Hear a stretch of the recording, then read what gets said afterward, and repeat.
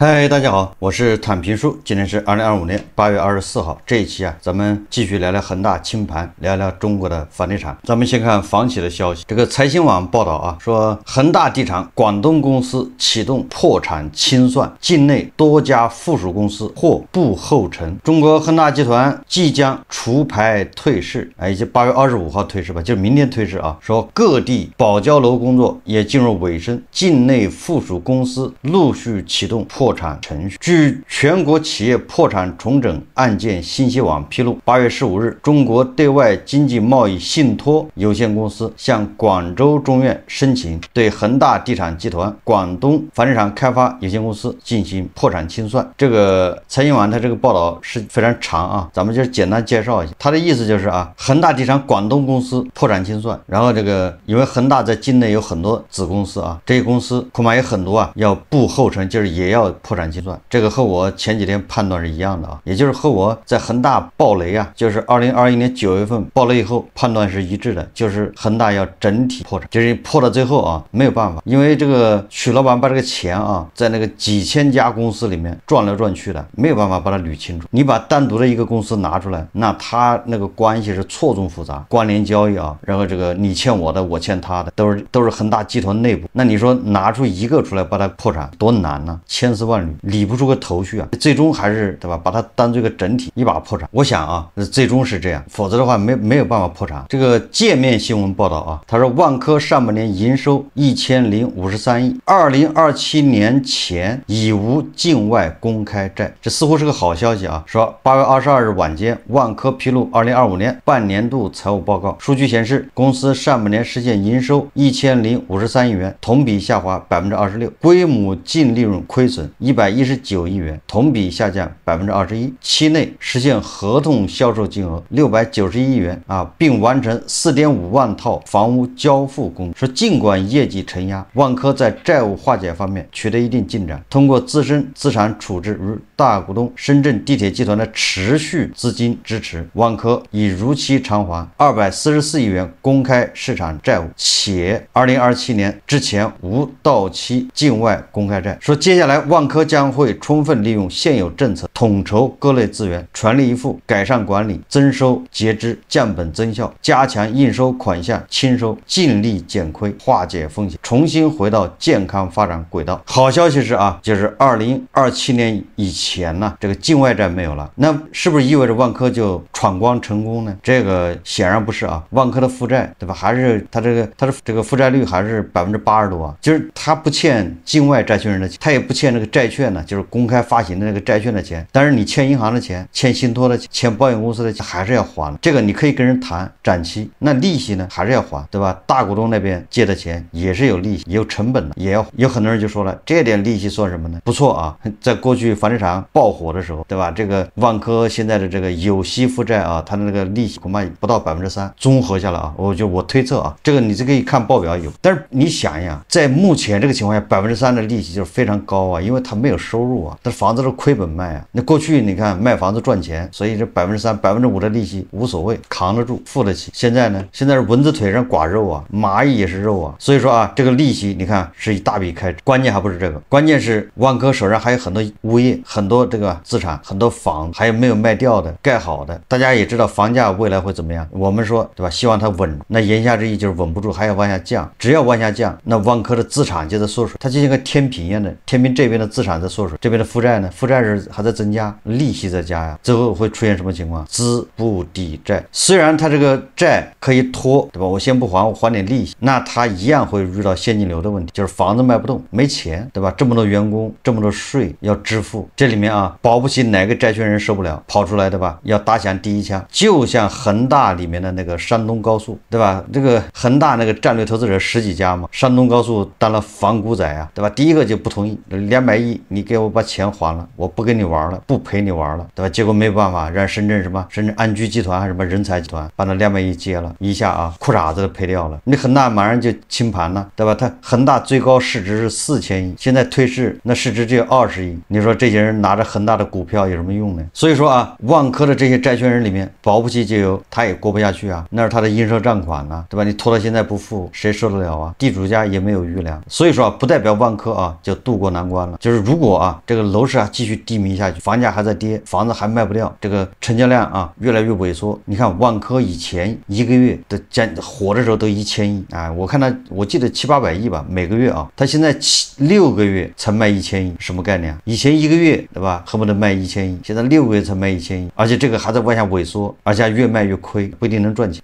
他不降价还卖不掉啊。所以你看今年上半年又亏120亿啊，下半年呢？明年呢？明年他能不亏吗？一样的会亏啊，越来越难啊。不过好消息啊还是有啊，叫一边是海水，一边是火焰，旱的旱死，涝的涝死，这就充分体现了啊。这个每日经济新闻报道啊，说上海66套豪宅1小时售罄，这样的新闻咱们都听麻木了，这几年来都是这样。说48亿元秒光，上海一豪宅新房周末刷屏，66套均价7300万元豪宅秒光。8月23日，上海1号院5批次开盘，66套房源1小时售罄，销售额达48亿元。至此，该项目今年累计销售超220亿元，保持全国单盘销冠。自2024年8月首期开盘以来，累计销售额约240亿元，最新批次成交均价19.8万每平米，套均总价7300万元。什么意思啊？对吧？66套啊，均价7300万秒光，这说明什么呢？这只能说明啊两极分化，对吧？富的要死，穷的要死。豪宅对吧？那根本就不够卖，一开盘就没了。那个180万一套的房子无人问津，这180万一套的房子都是韭菜刚需啊，韭菜没钱，韭菜不买，韭菜不敢买。但是这豪宅你看看秒光，哎，买豪宅的人他不担心房价跌吗？买豪宅的7300万，你想想眼都不带眨的，财富啊现在是越来越快的向少数人集中，哎，这就是说明啊这个社会某些地方出问题了，而且这个病情是在加重，不是在减缓。也就是说你看韭菜为了个70-80万一套的房子，对吧，在那绞尽脑汁啊7大姑8大姨的借，然后也不敢买，买了害怕它跌啊，跌个20万你就受不了啊，你一年挣不到20万，对吧？为一套80-90万的房子焦虑啊，你看人家7-8千万的房子眼睛都不带眨的。第一财经日报报道啊，说近期多个核心城市均有稀缺性资产在法拍网上上架，叫价超过1亿元。8月26日，上海浦东新区华夏东路一处别墅房产第2次拍卖，起拍价达1.95亿元。8月29日，北京市东城区秦老胡同一处2进四合院即将开拍，起拍价高达2.27亿元。9月2日，杭州市西湖边中大吴庄独栋别墅将拍卖，起拍价1.2亿元。说近2年来，随着豪宅成交热潮出现，亿元豪宅这一顶豪品类成交也越来越多，其中包括新入市的大平层、顶富等产品，也包括法拍市场和二手市场中的稀缺别墅老洋房。上海豪宅市场作为全国楼市重要风向标，在亿元豪宅俱乐部中占据了重要地位。根据上海易居房地产研究院统计的数据，在上海新房市场，今年上半年成交价超过1亿元的豪宅交易套数达到了15套，比2024年上半年还要多出1套。若对比全国新房市场，今年上半年全国亿元豪宅共成交19套，除了15套成交出自上海，剩下4套成交分布在深圳和广州，说明近80%亿元豪宅都出自上海。上海易居房地产研究院副院长严跃进则表示，上海市场中亿元豪宅主要分布在黄埔、徐汇和虹口等区域，具有非常强的老城属性，各路资金依然把亿元豪宅认定为稀缺性资产，潜在的购买力依然很强。下半年仍会有各类资金进入到豪宅市场，而随着优质地块供应和土地市场高溢价率的维持，会有更优质的项目出现，这使得豪宅市场仍有好的产品支撑，将进一步促进豪宅交易行情向好发展。豪宅卖得越火啊，越说明这个财富分化，这个有钱人的韭菜割不完，这也是个问题啊。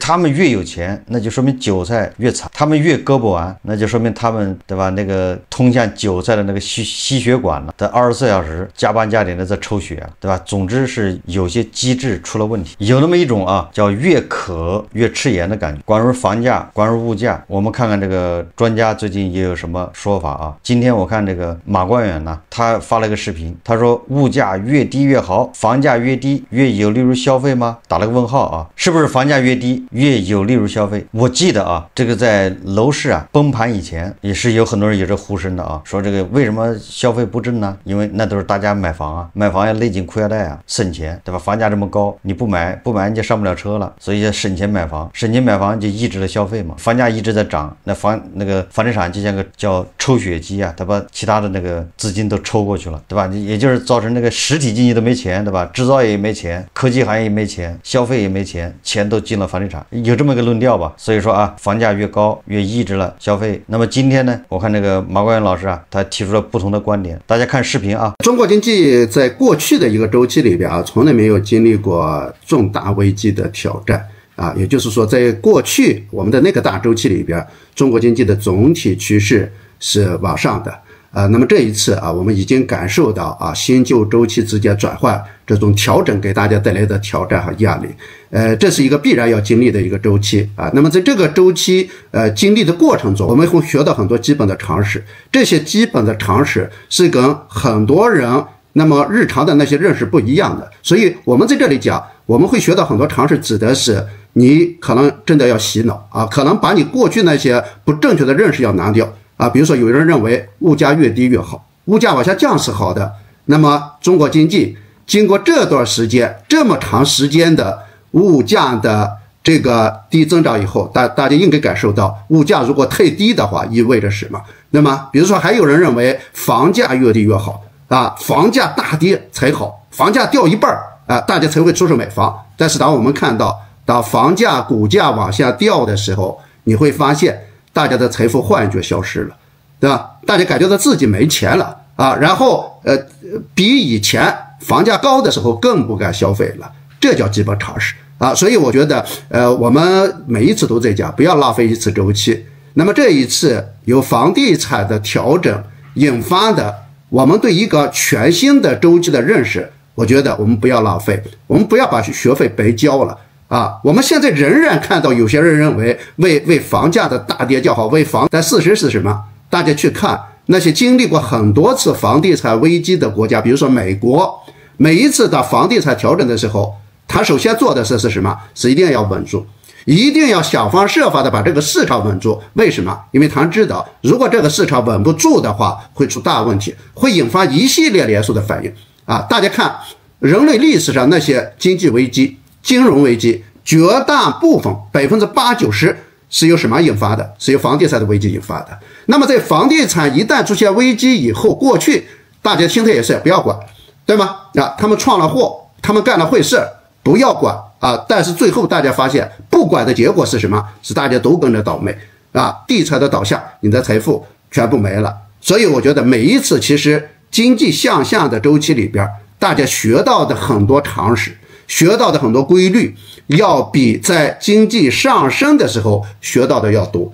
经济上升的时候你怎么样都赚钱，牛市来的时候大家都是股神，但是只有当经济周期往下的时候，每一个人都会学到很多真金白银的东西。所以我觉得这次的调整啊，其实大家可以慢慢的去琢磨，慢慢的去品啊。如果说啊，经过这一轮的调整以后，你仍然认为物价往下掉是好的啊，你仍然认为房价大跌有利于整个社会，那我觉得这场危机对于你而言就没有任何价值和意义，你没有学到任何东西。这个马冠老师说的这个好像从理论上是说得通的啊，对吧？你看啊，这叫通缩嘛，物价越低，对吧？房价越低，失业你的收入更低，你的收入更低，更不愿意去消费，更不愿意消费，更不买房子，那就房价更低啊，物价更低，那企业就倒闭，房地产开发商也倒闭了，对吧？这个其他的生产企业也倒闭，没钱赚呢，也倒闭，你失业的更多，这不就是咱们说的通缩嘛？所以从他这个角度来说啊，物价越低，房价越低，那肯定不是好事，这个道理是能说得通的。但问题是什么呢？问题就是社会现象，对吧？你不能用这个东西来解释啊，就是硬套，这叫刻舟求剑。就是说你社会现象，你这个理论是理论，但是你还要考虑到这个大家的情绪，就是道理大家都懂，哎，对吧？这么一说，大家都明白了啊，物价低是不好，好，那行，那现在把这物价止住，物价甚至要上涨 ，CPI 对吧？要造成一个温和通胀 ，CPI 达到3%或者2.5%以上，这个好像是大家都能接受的嘛，是个健康的。问题是什么？问题是在当下这个分配机制出了问题，对吧？分配机制似乎不那么灵光，各种问题导致最后就是不公。无论是社保，对吧？还是什么退休金，还是什么这个其他的分配，对吧？还是社会这个，比如说保障，由于你这个机制导致让大家感觉到不公平，所以作为牛马韭菜啊，他宁愿物价越来越低，这个是现实考虑啊。也就是说，我的收入没涨，你就要涨物价了，那我受不了啊。也就是说，你现在物价要涨的话，在现有的这个保障体，那是谁买单呢？是底层人，是牛马，是韭菜在买单，对吧？因为他收入没涨啊，完了之后你这物价在涨，那你还要不要人活了？这叫劫贫济富。这样的话，上海的那个豪宅还要涨，对吧？要涨到30万一平米，涨到50万一平米，甚至100万一平，因为它这个机制出问题了嘛。这本来是对吧？要劫富济贫，对吧？你看看，就是美的人家干的事情就是劫富济贫啊，动不动加税，加谁的税呢？对吧？再加那个有钱人的税，对吧？让美国再次伟大，什么制造业回流等等，那都是想让美国底层老百姓过得好一点，这是他的口号啊，对吧？他那个美国谁上台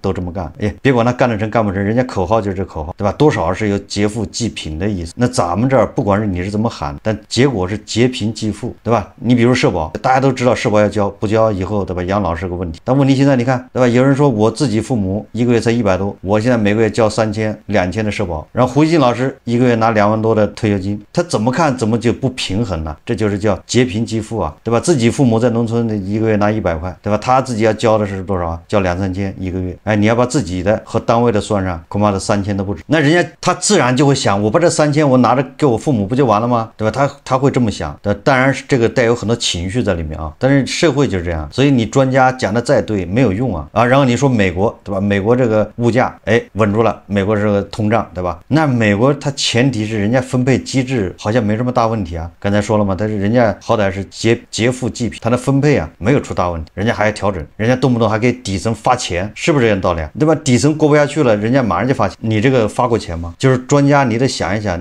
为什么你发过钱吗？你当老百姓的存款没了，你物价涨，人家收入不涨，完了之后开始消耗存款，坐吃山空，你会给他发钱吗？对吧？美的人家是真发钱的，一言不合就发钱，那钱从哪儿来的？不是收税收来的吗？然后再给大家发，这不就是劫贫济富吗？因为富人交税交得多啊，发的时候也只是一个人只发那么多，不可能给你多发。所以专家在这儿啊，你道理讲尽了没有用，你那个是理论知识啊，你在你这个分配啊这东西没有解决之前，你讲这些没人会听。我们老说买单，对吧？你这个物价上涨谁买单？底层老百姓买单，那你说能受得了吗？对吧？现在你就3000一个月，哎，你好歹现在享受低物价是吧？物价不涨，我暂时我管不了了，只是你的企业要倒闭，跟我反正关系不大，对吧？哎，这个时候说我的工资还没涨，那边物价涨了翻倍了，本来我勉强还能过得下去，我现在过不下去了。哎，等专家说的对吧？等到物价上涨，然后传导到企业利润增加，然后企业就开始多招人，企业给你的工资增加，等这个循环下来，那好多人都已经饿死扛不下去了。而且这个循环也是个理论上的，刚才说了嘛，因为这个分配机制不公啊，就是会导致这个循环循不下去，反而让那个上海的豪宅价格还得涨，这个钱循环到少数人身上。专家不在这儿把脉，对吧？你看这个钱，你是不是理论上能循环到这个韭菜身上，让韭菜工资涨上了，对吧？这都是理论上的，根本就韭菜的工资恐怕涨得很慢，个别人又是赚得盆满钵满，让那婆罗门，对吧？让那权贵躺赢了，赢麻了，就经济这么个形势，对吧？大家下去，大家都觉得压力非常大的